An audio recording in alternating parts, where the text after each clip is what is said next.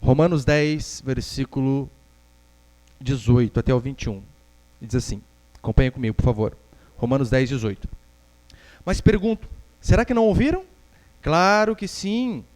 Sua voz ecoou por toda a terra e as suas palavras até os confins do mundo. Mas pergunto ainda, será que Israel não ficou sabendo? Primeiro Moisés diz, farei com que tenham ciúmes dos que não são um povo. Como um povo insensato vos provocarei a ira. E Isaías ousou dizer, fui achado pelos que não me buscavam. Manifestei-me aos que não perguntavam por mim. Mas, quanto a Israel, ele diz, todo dia estendi as mãos a um povo desobediente e rebelde. Até aí tá bom, olha para cá, por favor.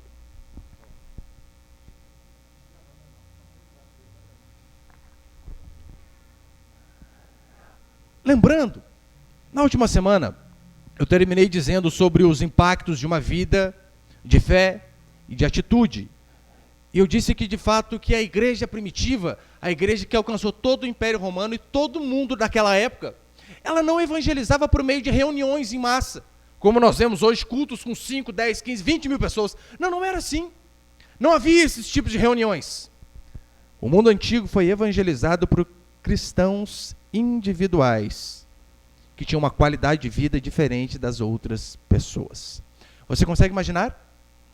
Não era uma reunião onde um pastor pregava e milhares ouviam, mas sim donas de casa, donas Marias, mas sim senhores Josés, que onde eles estavam lá nos seus campos arando, onde eles estavam na sua casa, em todo e qualquer lugar, diz a Escritura que por conta do seu modo de agir, eles demonstravam de fato em quem eles criam, e então vidas e mais vidas eram transformadas, e o interesse das outras pessoas eram despertos para que eles pudessem ser como aquelas pessoas.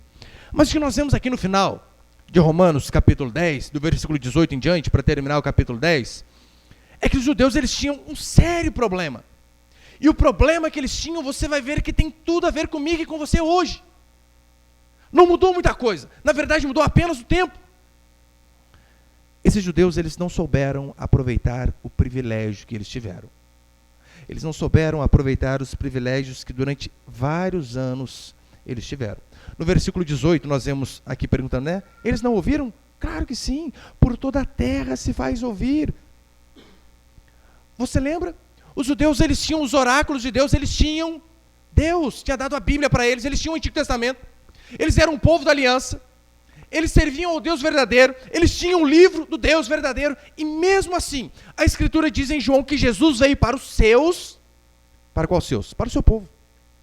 Mas o que o povo fez? Ele veio para os seus, mas os seus não o receberam.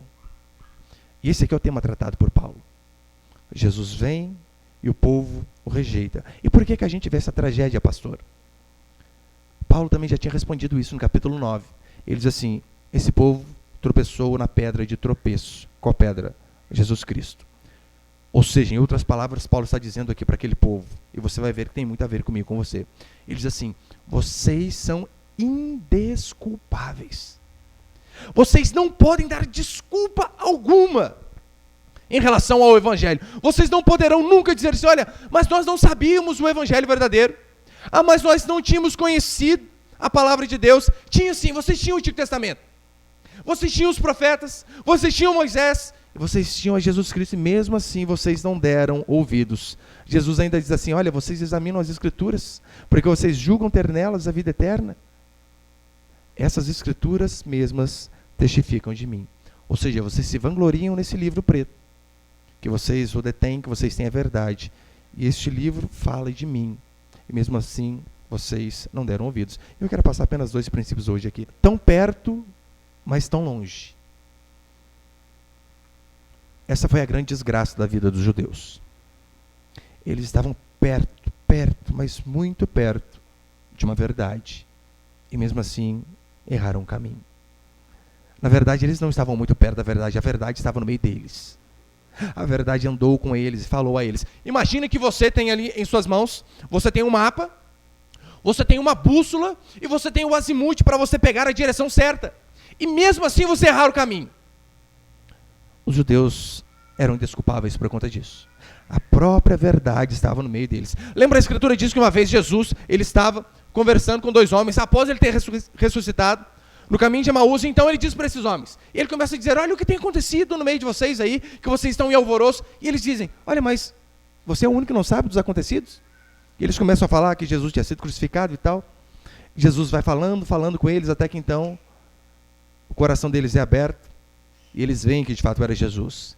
Mas o interessante é que antes Jesus diz assim, ó nécios e tardos de coração, para crer em tudo que os vossos profetas vos disseram. Nécios é sem juízo. Desajuizados e tardios de coração, para crer em tudo aquilo que os profetas disseram. E o que os profetas diziam? Qual que é o contexto de Paulo aqui em Romanos 10? É justamente a respeito do plano de salvação. O que ele disse é que o plano de salvação sempre foi o mesmo. O plano de salvação jamais mudou. Sempre foi através da fé. Não havia um plano de salvação no Antigo Testamento, pela lei, por aquilo que você fazia, e então no Novo Testamento esse plano foi mudado, foi feito através da fé, de forma alguma, sempre foi o mesmo. Foi isso que Paulo disse para Timóteo, olha, torna-te sábio nas Escrituras, porque você sabe que nelas contém palavras de vida eterna. E qual Escritura Paulo está falando? Está falando justamente do Antigo Testamento. Qual que é a grande diferença, pastor? A grande diferença é que no Antigo Testamento, eles eram salvos pela fé. Qual fé? A fé no Cordeiro que viria, lá na frente. Aqueles cordeiros que eram mortos sistematicamente em todos os cultos estavam apontando para um cordeiro que viria lá na frente. Então eles acreditavam que um dia o cordeiro viria. A diferença para nós hoje é que nós sabemos que o cordeiro já veio, está lá atrás. Então nós somos salvos crendo no cordeiro que veio e eles no cordeiro que viria. E como que Paulo prova isso para eles? Através da Escritura, através justamente daquilo que eles se vangloriavam. Paulo então ele cita Moisés aqui, nessas citações que nós lemos aqui, ele cita Moisés, ele cita Isaías para mostrar o caminho da salvação já estava escrito por eles. A inclusão dos gentios, ou seja, daquele povo que não era povo de Deus, já tinha sido profetizado por Isaías, e a rejeição de vocês também já tinha sido profetizado. Ou seja, o simples fato de Paulo, Jesus e os apóstolos pregarem, e aqueles homens não aceitarem, Paulo estava dizendo, vocês estão comprovando que o evangelho é verdadeiro, aquilo que os profetas disseram, ou seja, vocês estão rejeitando ao Messias. Você lembra que os judeus eles se vangloriavam demais em Moisés? Por quê?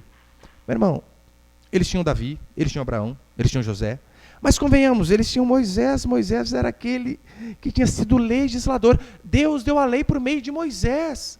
Ele tirou o povo ali do cativeiro, do Império Egípcio, e levou o povo rumo à terra prometida. Então eles acreditavam demais em Moisés. E o que Paulo diz? Paulo cita justamente este homem para mostrar, olha, eu vou citar alguém que vocês consideram muito. Ele está dizendo que vocês estão errados.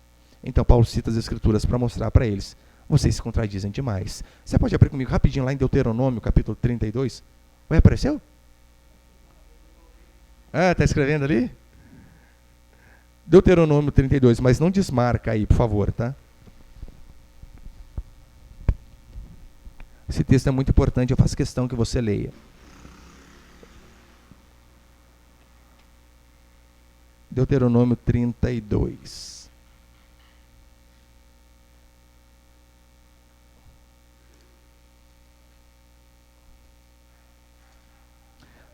(32, 21), para você ver a citação que Paulo fez.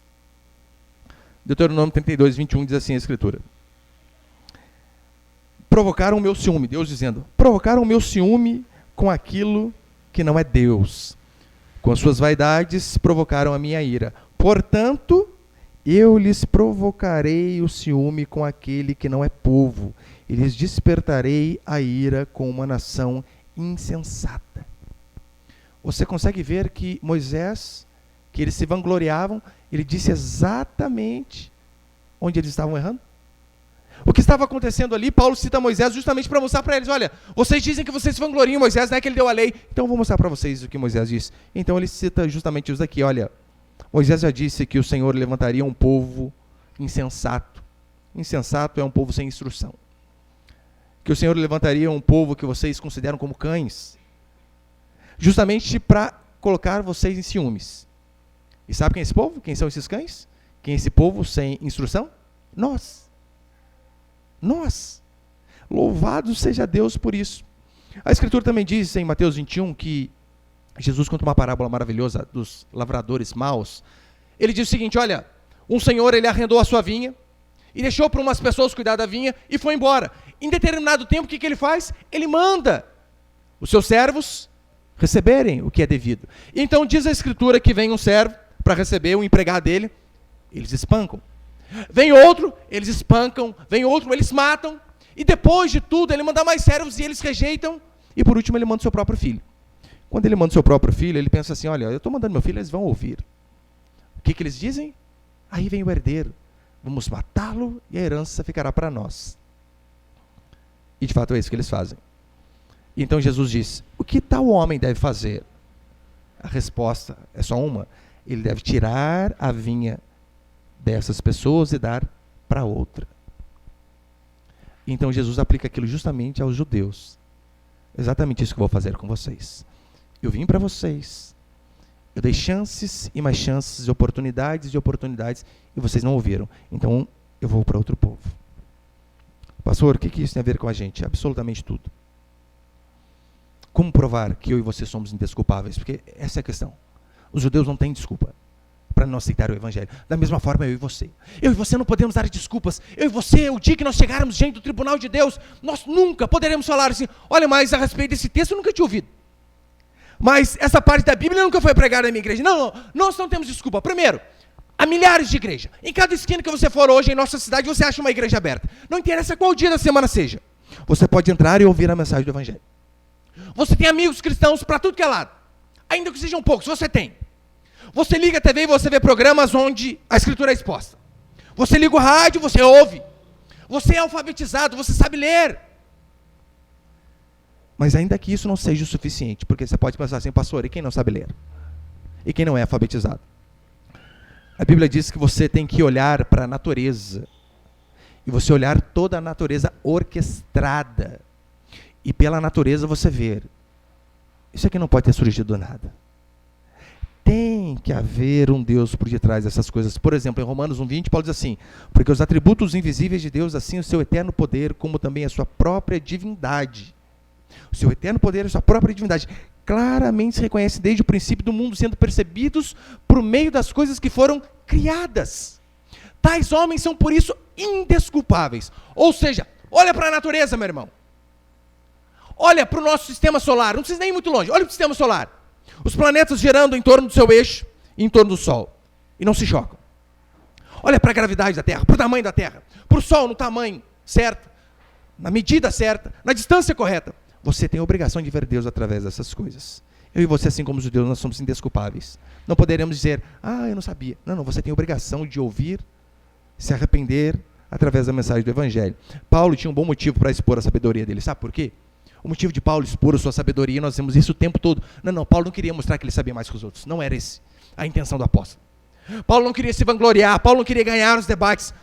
O único objetivo de Paulo expor a sua sabedoria é para que ele pudesse mostrar para aquele povo que eles estavam no caminho errado. Para mostrar para aquele povo que eles estavam caminhando rumo ao abismo. Esse era o único objetivo do apóstolo Paulo, quando ele então cita as Escrituras, quando ele expõe a sua sabedoria. Porque lembra quando nós começamos o capítulo 10, ele diz assim: eu dou testemunho que eles têm zelo por Deus, ou seja, eles amam a Deus. Todavia sem entendimento. E o desejo do meu coração é para que eles sejam salvos. Ou seja, tudo isso que Paulo fazia era com apenas um objetivo: que aqueles irmãos se arrependessem dos seus pecados e fossem salvos. Da mesma forma, eu e você. Quando você for testemunhar, quando você for falar à igreja que você congrega, o tanto que você sabe, quando você for colocar os seus textões no Facebook, jamais deve ser com o objetivo apenas de expor sabedoria, de forma alguma. Mas com o objetivo de mostrar que pessoas estão indo para o caminho errado, para que elas então possam voltar para o caminho correto. E segundo, e último princípio para encerrar, a recusa ao Evangelho. Os judeus, eles tinham um grande defeito. Qual que era o grande defeito deles? Eles pensavam em salvação em sentido nacional. Ou seja, nós somos uma nação escolhida por Deus. Ou seja, todos aqueles que nascem neste território são salvos. E Paulo vem no capítulo 10 provando que isso não era verdade. Eles achavam que o conhecimento da Escritura era o suficiente para salvá-los. E Paulo diz: não é o suficiente. Além do mais, vocês não conhecem o que vocês pensam que conhecem. E no versículo 19 nós vimos, na verdade, uma verdadeira antítese aqui, né? Ele diz, olha, o Senhor vai separar uma nação insensata. Será que Israel não ficou sabendo? Primeiro diz Moisés, farei com que tenham ciúmes dos que não são povo, com o povo insensato vos provocarei a ira. Consegue ver? Olha, vocês pensam que vocês sabem alguma coisa? Eu não vou mostrar para vocês que vocês não sabem nada. E muito pelo contrário. Eu vou colocar um povo que de fato não sabe nada a respeito dessas coisas e vou escolher a eles no lugar de vocês. Ou seja, a mera posse desse livro preto aqui, meu irmão, não faz muita diferença na sua vida. Se você deixar isso daqui lá na sua estante aberto no Salmo 91, se você tem isso aqui apenas como um desodorante dias de culto que você coloca debaixo do braço e traz, não tem muita finalidade. Apenas ter o livro correto não significa que você tenha a salvação correta. A não ser que você de fato entenda o verdadeiro plano de salvação que o Senhor explica através dessas páginas. E os judeus, eles não conseguiram perceber que a salvação era exclusividade de Deus. Qual que era o grande problema deles? Eles achavam o seguinte, olha, Deus faz a parte dele e eu faço a minha parte. Esse foi o erro. Feche a porta para mim, por favor. Esse era o grande problema dos judeus. Eles achavam que eles tinham algum mérito em relação à salvação. Em relação à salvação, eles pensavam que era assim, olha, Deus faz uma parte e nós contribuímos com a outra parte. Mas o interessante é que Paulo vem quebrando todos os argumentos deles. De que forma? Lembra no capítulo 9, quando ele diz, o Senhor escolheu a Jacó e não a Esaú, quando eles estavam no ventre, para mostrar que a salvação não é meritocrática, não é por aquilo que você faz, mas justamente por Deus escolher, simplesmente por isso. Depois, em Mateus capítulo 22, ele fala sobre a parábola do casamento, onde um rei estava preparando o casamento do seu filho. Ele convidou várias pessoas e essas pessoas recusaram o convite. Começaram a dar desculpas. Não, eu tenho muita coisa para fazer. Eu tenho muito Facebook para ver, WhatsApp para mandar mensagem. Tem negócios, várias coisas. Sabe o que é interessante? Ele diz assim, já que eles não querem dar ouvidos, vá às ruas, vá às encruzilhadas e pegue alguns à força e traga, porque o banquete já está pronto. Essa é a perfeita ilustração da salvação. Todos nós recusamos o chamado. Mas então o Senhor vem e quebranta o nosso coração de uma forma irresistível para que nós venhamos obedecê-lo. Não por mérito nosso, mas porque Ele escolhe. É isso que Paulo diz em Efésios 2,8. Porque pela graça sois salvos mediante a fé. E esta fé, não vem de vós, é dom de Deus. Não vem de obras para que ninguém se glorie. Meu irmão, essa doutrina está em toda a Bíblia. E mesmo em toda a Escritura, os judeus tropeçaram, pois eles queriam se arrogarem de algum crédito, ou seja, e a nossa parte fica onde? Não é esse o problema de muitos? Eu vou explicar qual é a sua situação já. Hoje não mudou nada em relação a isso. Sabe por que nós constantemente expomos as Escrituras da forma mais fiel que nós acreditamos que tem que ser feito?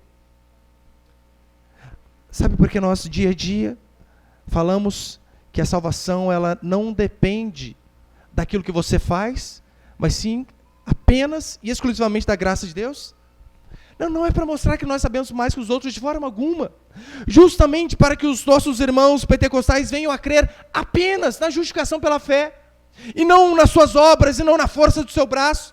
Sabe por que nós expomos as Escrituras? É para que os adventistas entendam que a salvação não tem a ver com a guarda do sábado, mas com a escolha de Jesus Cristo. Ele escolhendo a mim e você. Sabe por que nós expomos as Escrituras constantemente? É porque nós queremos que de fato os católicos vejam que as obras deles não influenciam em nada em relação à salvação, mas que eles precisam se arrepender dos seus pecados e crer que apenas Jesus Cristo pode salvá-los. Esse é o grande motivo. Nós não estamos aqui para dizer que a Igreja Reformada é a melhor de forma alguma, mas queremos apenas ser uma voz para que os nossos irmãos não venham a cair no mesmo erro desses judeus.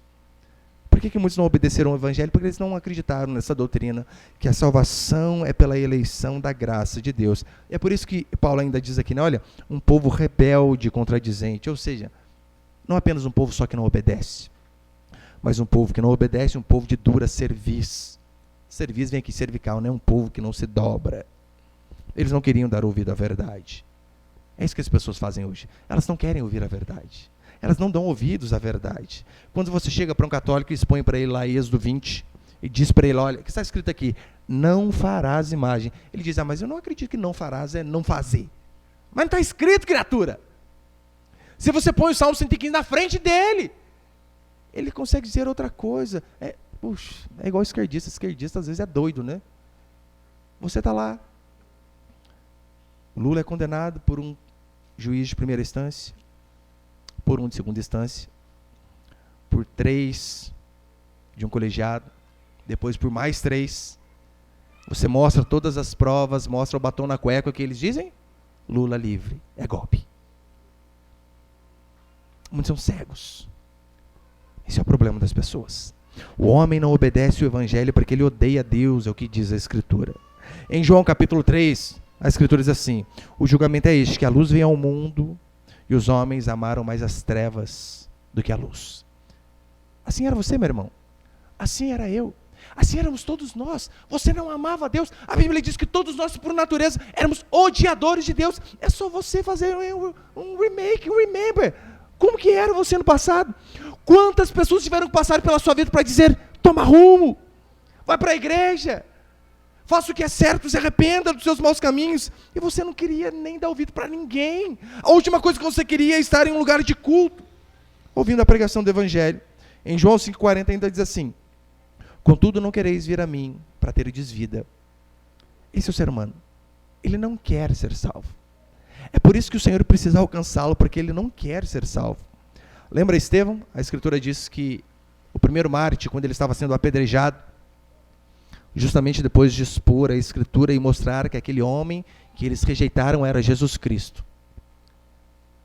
Sabe o que ele ganhou por fazer isso? Pedrada na cabeça. Então ele termina dizendo assim, seu sermão, homens de dura cerviz, incircuncisos de coração e de ouvido, vós sempre resistis ao Espírito Santo. Olha que sermão duro. Homens de dura cerviz e incircuncisos de coração, ou seja, vocês não se dobram, vocês resistem o tempo todo à voz de Deus. É isso que leva à condenação. É isso que leva eu e você a sermos indesculpáveis, é ouvirmos constantemente a pregação e não nos dobrarmos. Eu e você também não temos desculpa. Você não tem, meu irmão. Ainda mais você que está ouvindo aqui hoje. Você que vai ouvir pela internet. Você não pode dar desculpa. Primeiro que Paulo diz assim, todo dia estendia as mãos. O Senhor todos os dias deu oportunidade para cada um de nós aqui. O Senhor todos os dias dá oportunidade para que as pessoas possam ver a Ele e crer nele. Você ouviu convites e mais convites. Mas por que às vezes, mesmo ouvindo, e mesmo dentro da igreja, você teima em não abandonar alguns pecados que talvez te acompanhem durante uma vida toda? Às vezes você ouve dia após dia, se arrependa, entregue a sua vida totalmente a Deus, abandone o vício, a pornografia, o adultério, abandone os relacionamentos mundanos e errados, aprenda de fato a servir a Deus de verdade, se arrependa, se batize, participe da ceia, seja fiel a Deus, só que às vezes você ouve constantemente e você mesmo assim não muda. A esse tipo de pessoa a Escritura diz, você não tem desculpa. Os judeus eles receberam várias chances e mesmo assim não se arrependeram e creram. Não faça isso, meu irmão. Não ouça a pregação quarta após quarta, domingo após domingo, sem mudar de vida. Sabe por quê? Isso, na verdade, vai ser só um peso a mais sobre a sua vida o dia que você for julgado por Deus. Sem sombra de dúvidas, os piores lugares do inferno é bem provável que sejam guardados para essas pessoas que ouviram e mesmo assim continuaram duros de coração. Tiveram chances diárias e mesmo assim não se arrependeram. Agora, para encerrar, eu e você devemos nos colocar no lugar desses judeus. Porque convenhamos, eles não tiveram humildade para reconhecer que aquele carpinteiro de fato era o Salvador. Não tiveram. Eles tinham o livro certo, o Deus correto. Eles tiveram privilégios que nenhum povo teve. E mesmo assim eles ficaram de fora do reino dos céus. Isso pode acontecer também conosco, óbvio que pode. Você tem esse privilégio de ouvir a pregação do Evangelho. Você que pensa, você que sabe ler, você que ouve, você tem o privilégio dia a dia de ouvir. Eles ouviram não apenas os apóstolos, mas eles ouviram o próprio Cristo. E mesmo assim, por conta da sua arrogância e orgulho, rejeitaram a mensagem.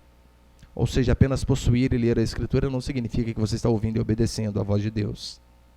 Que o Senhor de fato nos livre de uma ortodoxia morta, ou seja, de sabermos muito de grego e de hebraico, do contexto das Escrituras, todavia sem mudança de vida, todavia sem demonstração de que nós cremos e nos arrependemos dos nossos pecados, porque todo conhecimento deve nos levar para a verdade, e todo conhecimento da verdade deve reverberar numa mudança de atitude. Do contrário, é apenas teologia morta. Segundo, nós vemos que se nós nos tornarmos apáticos, o Senhor vai levantar outros, óbvio que vai. Aqueles judeus ficaram indiferentes para com o Messias. Sabe o que aconteceu? O Senhor disse: vocês não querem? Vou pegar um povo que queira. Ou vou fazer um povo me querer. Lembra em Esther? No livro de Esther acontece algo mais ou menos parecido com isso. Esther estava com medo de chegar diante do rei, porque ela podia morrer. Então, o tio dela chega e diz: se você não se levantar, o Senhor vai levantar salvação para o seu povo por meio de outra pessoa ou de outra forma. Será que não é para isso que Deus te fez bonita e bela desse jeito? Para que você seja instrumento nas mãos dele? Mas a grande mensagem é a seguinte: olha, Esther, se você não for um instrumento nas mãos de Deus para a salvação do seu povo, o Senhor vai fazer outro instrumento, vai levantar outro. Assim pode acontecer também conosco. Noções erradas a respeito da salvação levam para o inferno. Isso aqui é sério. Todo aquele que de fato pensa que está salvo por conta daquilo que ele faz. Lembra que esse era o problema dos judeus? Lembra que Paulo diz: olha, eles amam a Deus, eles amam. Eu dou testemunho que eles são zelosos. Sim, eles entregavam a sua vida. Paulo também era zeloso. Amava a Deus de verdade. Não são assim muitos dos nossos irmãos que nós conhecemos? Eles de fato, nós não podemos dizer que eles não amam a Deus. Eles sobem ao monte, meu irmão, de madrugada, 3 horas da manhã. No frio ele está lá. De fato, demonstrando que ama, que se preocupa. E pode estar um calor dos infernos, mas nunca fica sem usar calça. Só que o que Paulo diz? Paulo diz: olha, esses aqui também, eles tinham um zelo por Deus.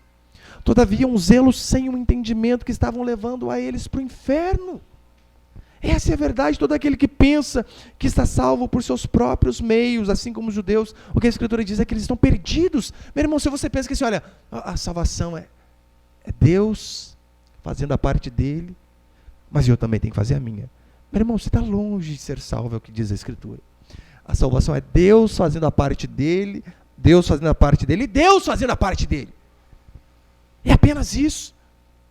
Nós não contribuímos com nada. As nossas obras não salvam. Muito pelo contrário. As obras, ela testifica que nós somos salvos. Você tem que aprender essa diferença, né, que nós estamos dizendo aqui várias vezes. Olha, você não é salvo por aquilo que você faz, pelos cultos que você frequenta, pelo tanto que você ora, pelo tanto de Bíblia que você lê. Mas é óbvio, se a salvação chegou a você, você vai frequentar o culto, você vai ler a palavra de Deus, você vai se arrepender dos seus pecados. Essa é a diferença. Você pode ter dúvida, meu irmão, em relação à escatologia. Eu tenho. Você pode ter dúvida em relação ao batismo, se é por imersão, se é por aspersão. Você pode ter dúvida se criança tem que batizar ou não. Você pode ter dúvida a respeito do dom de línguas. Mas você não pode ter dúvida de que a salvação depende somente da graça de Deus em Cristo Jesus. E para encerrar, eu e você devemos, de fato, louvar aqueles homens que trouxeram a mensagem do Evangelho a nós. Lembra semana passada, como eu disse, que Paulo diz assim: olha, quão belos são os pés daqueles que anunciam coisas boas. Está dizendo ali, olha, aqueles que trazem a mensagem. Sim, nós devemos, de todo o nosso coração, honrar esses homens. Não só o pastor, é óbvio, né? Talvez quem trouxe a mensagem para você foi lá, a tia Maria, um dia que você estava lá na escola comendo merenda. Não importa. Devemos louvar a Deus por essas vidas, por essas pessoas que trazem a mensagem da salvação. Todavia, não devemos esquecer que, ainda que essas pessoas sejam instrumentos, quem faz a obra no coração de mim e de você e de todas as pessoas é Deus. Por isso, toda a honra e toda a glória deve ser dada somente a Ele. Vamos louvar a Deus. Eu louvo a Deus pela vida do meu pastor, dos homens de Deus que constantemente me exortam e me ensinam. Mas eu sei que eles são meros instrumentos. Eu louvo a Deus por eles, mas eu glorifico a Deus, porque eu sei que é Deus que faz. Então que eu e você, de fato, venhamos orar para que o Senhor nos livre de cair nesse erro. que é de ter o privilégio de estarmos 2, 3 vezes por semana reunidos, de termos a palavra de Deus conosco, sabermos ler o livro certo, do Deus correto, e mesmo assim fazer como esses homens fizeram, se desviarem e conseguirem, mesmo com o mapa na mão e com o Salvador e diante dos seus olhos, eles conseguiram ir para um caminho que era o mais longe possível daquilo que Deus tinha planejado para eles. Que o Senhor tenha misericórdia das nossas vidas e que nós venhamos ser instrumentos de bênção, para que nós venhamos a falar a cada dia mais a mensagem da palavra do Senhor, para que essas pessoas que talvez mesmo dentro das igrejas possam estar cometendo o mesmo erro dos judeus, caminhando para o precipício, com o mapa e com a bússola correta. Amém, meus irmãos? Você pode ficar de pé aí por um instante, então, por favor?